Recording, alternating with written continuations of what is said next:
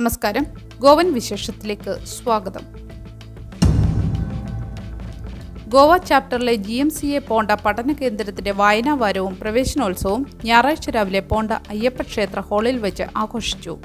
Chapter chief academic coordinator Shrimati Sudha Jithendran ദീപം തെളിയിച്ച് പരിപാടി ഉദ്ഘാടനം ചെയ്തു. മലയാളം മിഷൻ പഠിതാക്കളും അധ്യാപകരും ചേർന്ന് പ്രാർത്ഥനാഗീതം ആലപിച്ചു. GMCA പ്രസിഡന്റ് ശ്രീ ശരത് ശങ്കർ അതിഥികളെ സ്വാഗതം ചെയ്ത് വായനയുടെ പ്രാധാന്യത്തെപ്പറ്റി വിശദീകരിച്ചു. കോർഡിനേറ്ററും അധ്യാപികയുമായ ശ്രീമതി റൂബി ജോർജ് കുട്ടി, നോർത്ത് ഗോവ മേഖലാ സെക്രട്ടറി ശ്രീ K മോഹൻദാസ് എന്നിവർ മലയാളം മിഷന്റെ പ്രവർത്തനങ്ങളെപ്പറ്റി വിവരിച്ചു. കണിക്കൊന്ന ക്ലാസ്സിലേക്ക് പുതുതായി എത്തിയ കുട്ടികളെ മിഷൻ അധ്യാപകർ ആദ്യ അക്ഷരം എഴുതിച്ചു.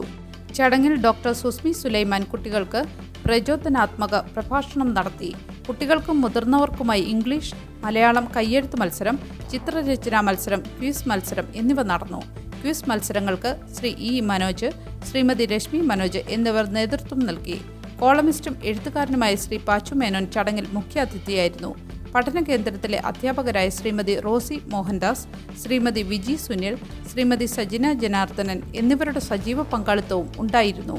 പ്രോഗ്രാം കൺവീനറും അധ്യാപികയുമായ ശ്രീമതി മിനി തുളസീധരന്റെ നന്ദി പ്രകാശനത്തോടെ പരിപാടികൾക്ക് തിരശ്ശീല വീണു. അഞ്ചുനയിലും സങ്കോൾഡയിലും നോ പാർക്കിംഗ് സോണുകൾ പ്രഖ്യാപിച്ചു. നോർത്ത് ഗോവ ജില്ലാ മജിസ്ട്രേറ്റ് ഗതാഗതം സുഗമമാക്കാൻ അഞ്ചുനയിലും സങ്കോൾഡയിലും നോ പാർക്കിംഗ് സോണുകൾ പ്രഖ്യാപിച്ചു. അഞ്ചുനയിൽ സെന്റ് മൈക്കിൾസ് ചർച്ച് മുതൽ ഇലക്ട്രിസിറ്റി ഡിപ്പാർട്ട്മെന്റ് ഓഫീസ് വരെ പാർക്കിംഗ് നിരോധിച്ചു. ഗതാഗത തിരക്ക് കുറയ്ക്കാൻ സങ്കോൾഡയിൽ RD സ്കൂളിൽ നിന്ന് തുടങ്ങുന്ന 200 മീറ്റർ റോഡിന്റെ ഇരുവശങ്ങളിലും പാർക്കിംഗും നിർത്തലും നിരോധിച്ചു. ഈ നടപടികൾ തിരക്കേറിയ ഈ പ്രദേശങ്ങളിൽ ഗതാഗതം മെച്ചപ്പെടുത്താനും പൊതുജന സുരക്ഷ ഉറപ്പാക്കാനും അലക്ഷ്യമായ പാർക്കിംഗും റോഡ് തടസ്സങ്ങളും പരിഹരിക്കാനും ലക്ഷ്യമിടുന്നു. ODPകൾ റീജിയണൽ പ്ലാനിനോട് യോജിക്കണം, ഹൈക്കോടതി വിധി. ഗോവയിലെ ബോംബെ ഹൈക്കോടതി ഔട്ട്ലൈൻ ഡെവലപ്മെന്റ് പ്ലാനുകൾ റീജിയണൽ പ്ലാനിനോട് യോജിക്കണമെന്നും അതിനു വിരുദ്ധമായി പ്രവർത്തിക്കാൻ പാടില്ലെന്നും വിധിച്ചു. കലങ്കുത്ത്, കാന്തോളിം, ആർപ്പോറ, നഗവപ്പാറ എന്നീ ഗ്രാമങ്ങളുടെ ODPകൾ TCP ആക്ടിനു കീഴിൽ പ്ലാനിംഗ് ഏരിയകളല്ലാത്തതിനാൽ പ്രയോഗിക്കാനാവില്ലെന്ന് കോടതി വ്യക്തമാക്കി. ജസ്റ്റിസ് ഭാരതി ദാംഗ്രെ, നിവേദിത മേത്ത എന്നിവർ ഉൾപ്പെട്ട ബെഞ്ച് നോർത്ത് ഗോവ പ്ലാനിംഗ് അതോറിറ്റിയെ മറികടന്നതിനും പ്രാദേശിക എതിർപ്പുകൾ അവഗണിച്ചതിനും അധികാരികളെ വിമർശിച്ചു. സോണിംഗ് മാറ്റങ്ങൾ നിയമവിരുദ്ധവും പരിസ്ഥിതിക്ക് ഹാനികരവുമാണെന്ന് കോടതി കണ്ടെത്തി. സുതാര്യതയും നിയമപരമായ നടപടിക്രമങ്ങളും പാലിക്കണമെന്ന് കോടതി ഊന്നിപ്പറഞ്ഞു. കോൺഗ്രസ് വിമതരെ ഉൾക്കൊള്ളാൻ മന്ത്രിസഭാ പുനഃസംഘടന. 2027 നിയമസഭാ തെരഞ്ഞെടുപ്പിന് 18 മാസം മാത്രം ശേഷിക്കെ ഗോവയിലെ പ്രമോദ് സാവന്തിന്റെ നേതൃത്വത്തിലുള്ള മന്ത്രിസഭയിൽ കോൺഗ്രസിൽ നിന്ന് BJPയിലേക്ക് മാറിയ MLAമാരെ ഉൾക്കൊള്ളാൻ പുനഃസംഘടന നടക്കുന്നു. ഒഴിഞ്ഞ മന്ത്രിസ്ഥാനം നികത്താൻ ഉടൻ നടപടി പ്രതീക്ഷിക്കുന്നു. മൺസൂൺ സെഷന് ശേഷം വലിയ പുനഃസംഘടന പ്ലാൻ ചെയ്യുന്നു. മുഖ്യമന്ത്രി സാവന്ത് കലങ്കുത്ത് MLA മൈക്കിൾ ലോബോയ്ക്കൊപ്പം കേന്ദ്ര ആഭ്യന്തരമന്ത്രി അമിത് ഷായെ കണ്ട ശേഷം പുനഃസംഘടന സൂചന നൽകി. 2022 8 കോൺഗ്രസ് MLAമാരുടെ കൂറുമാറ്റത്തിൽ നിർണായക പങ്കുവഹിച്ച ലോബോ മന്ത്രിസഭയിൽ ഇടം നേടാൻ സാധ്യതയുണ്ട്. BJPയെ ശക്തിപ്പെടുത്താനാണ് ഈ നീക്കം. ഭൂമി കൈയേറ്റ കേസുകൾക്കായി പ്രത്യേക കോടതികൾ വിജ്ഞാപനം ചെയ്തു.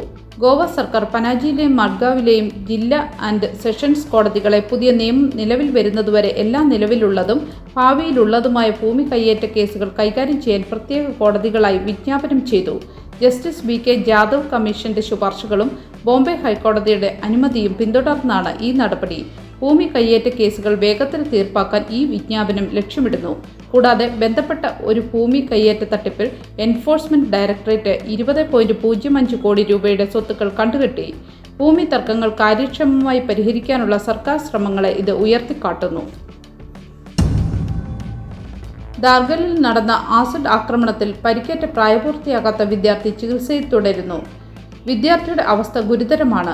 ഗോവ മെഡിക്കൽ കോളേജ് ആൻഡ് ഹോസ്പിറ്റലിൽ വെന്റിലേറ്ററിൽ കഴിയുന്ന കുട്ടിക്ക് ഡോക്ടർ യൂറി ഡയസിന്റെ നേതൃത്വത്തിൽ ഒന്നിലധികം പ്ലാസ്റ്റിക് സർജറികൾ നടത്തി. മെഡിക്കൽ സൂപ്രണ്ട് ഡോക്ടർ രാജേഷ് പാട്ടിൽ പറയുന്നതനുസരിച്ച് അണുബാധ തടയാൻ മുൻകരുതലുകൾ സ്വീകരിക്കുന്നു. കുട്ടി ബോധം വീണ്ടെടുത്തെങ്കിലും സംസാരിക്കാൻ കഴിയുന്നില്ല. ആക്രമണത്തിന് ഉപയോഗിച്ച ആസിഡ് പ്രതി ജോലിസ്ഥലത്ത് നിന്ന് മോഷ്ടിച്ചതാണ്. സുരക്ഷ ആശങ്കകൾ ഉയർത്തിയ ഈ സംഭവത്തിൽ ഇരയ്ക്ക് സമഗ്രമായ ചികിത്സ ഉറപ്പാക്കുന്നു.